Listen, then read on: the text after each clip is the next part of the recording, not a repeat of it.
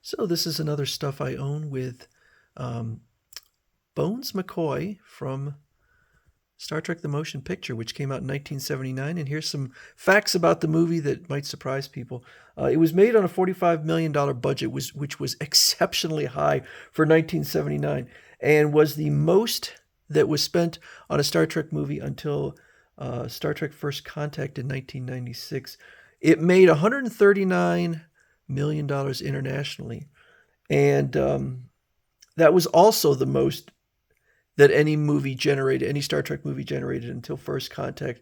Adjusted for inflation, it made 414 million, which was the most until the 2009 Star Trek reboot. It has a 52% Rotten Tomatoes score, which is the third lowest after Final Frontier and Nemesis, and is considered one of the worst of the Star Trek movies, although it's pretty hard to beat Star Trek V and Nemesis. The movie, I'd read some stuff saying that it was bears similarities to the movie The Changeling, which featured the robot Nomad. I think that's an understatement. I think it's practically just a remake of the episode and then expanded out. There are definitely differences, but I think The Changeling was a great episode, and so I think the plot of this movie is fantastic. The Enterprise interior, the Starfleet uniforms are all radically changed, and they are a mixed bag. They feel very of their era, and I mean 1979, not whatever the 30 or whatever century they're supposed to be in. And the interior is kind of bleak. It's kind of depressing, and the plot is very slow and ponderous. But I'll tell you what, I think it's a lot better than people rank it. I would put it probably midway and maybe higher. I think it is a very unique film in the Star Trek franchise, and I think if you can get into it, if you can get into just kind of a cerebral film and just kind of let it all wash over you, it is a pretty compelling movie. In the early parts, there are some pretty terrible special effects. I would say one of the highlights of the movie is the model work, and then you see the model of the Klingon bird of prey and the model of the space cloud V'ger, and they look amazing. And then you see the bird of prey over top of the space cloud, and it looks terrible. The green screening in here is some of the worst I've ever seen. But that's only like in the first 20 minutes of the film.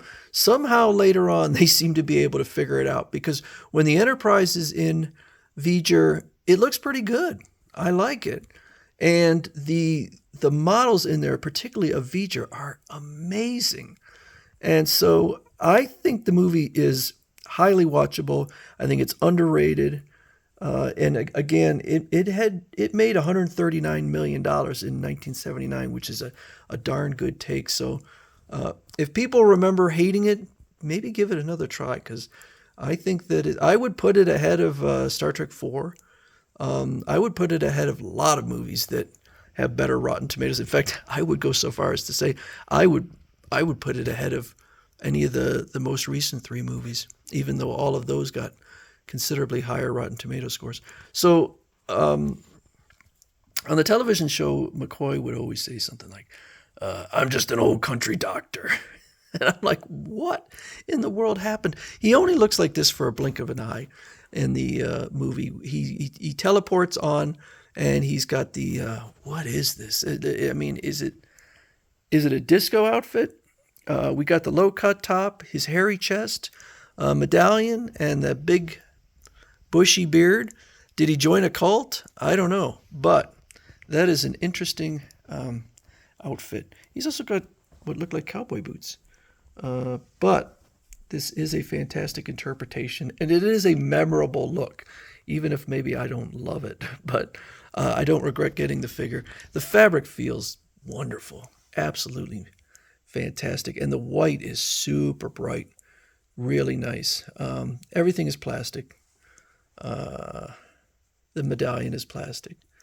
And I think that facial sculpt is wonderful. This is my second McCoy. Maybe someday I'll compare my two McCoys. He doesn't really come with hardly any extras. He's got a pointing finger, so he could be pointing. And then he's got another hand, a little bit straighter.